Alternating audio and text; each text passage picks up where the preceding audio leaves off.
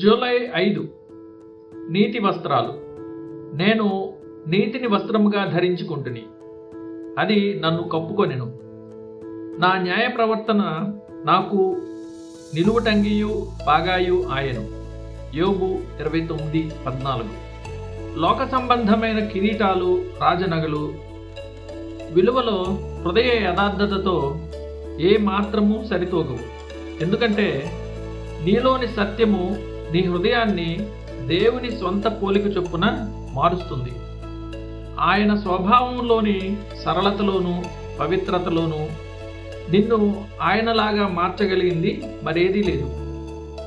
రాజు తాను ఘనపరచాలని ఆశించిన వ్యక్తికి ఏమి చేయాలో హామానును అడిగినప్పుడు రాజు తన గురించే మాట్లాడుతున్నాడని భావించి హామాను తన దురాశతో ఊహించగలిగినంత ఎత్తుకు ఎగిరాడు.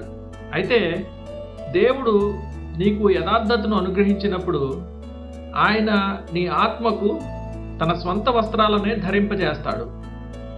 నేను నీతిని వస్త్రముగా ధరించుకుంటుని, అది నన్ను కప్పుకొనెను. నా న్యాయ ప్రవర్తన నాకు నిలువుటంగియు పాగాయు ఆయను. యోబు 29:14. ఈ నీతి వస్త్రం మనుషుల లోకాన్ని జయించిన అలెగ్జాండర్ కంటే నిన్ను గొప్ప విజేతగా చేస్తుంది.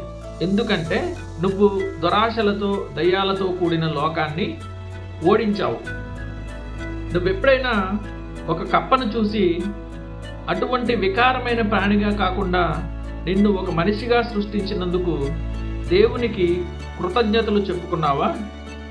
మరి స్వభావరీత్యా ఒకప్పుడు వేషధారిగా ఉన్న నిన్ను ఒక యథార్థవంతుడైన క్రైస్తవునిగా మార్చినందుకు నువ్వు దేవునికి ఇంకెంత కృతజ్ఞుడవై ఉండాలి? లాక్టాంటియస్ అనే పండితుడు ఇలా ప్రశ్నించాడు: ఒకవేళ మనిషికి మానవ ఆత్మ ఉన్నప్పటికీ ఒక జంతువు ముఖాన్ని ఆకారాన్ని కలిగి ఉండడం కంటే అతడు మరణాన్ని ఎంచుకోవడానికి ఇష్టపడితే మరి మనిషి ఆకారంలో ఉంటూ ఒక జంతువు వంటి హృదయాన్ని మోయడం ఎంతటి దౌర్భాగ్యం! వేషధారి అన్నిటికంటే ఘోరమైన ఆకారంలో ఉన్నాడు.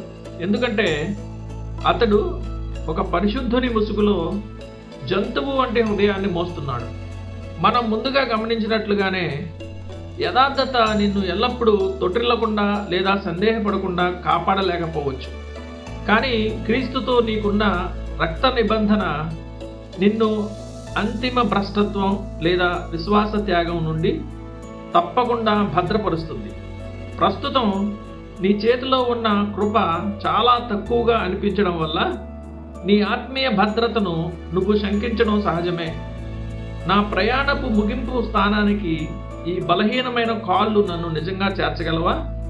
నా హృదయంలో ఉన్న ఈ కొద్దిపాటి కృప అనే పైసలు పరలోక ప్రయాణంలో ఎదురయ్యే అనేక శోధనలకు, ఖరీదైన విశ్వాస పరీక్షలకు అయ్యే ఖర్చులన్నింటినీ చెల్లించగలవా అని నువ్వు అనుకోవచ్చు.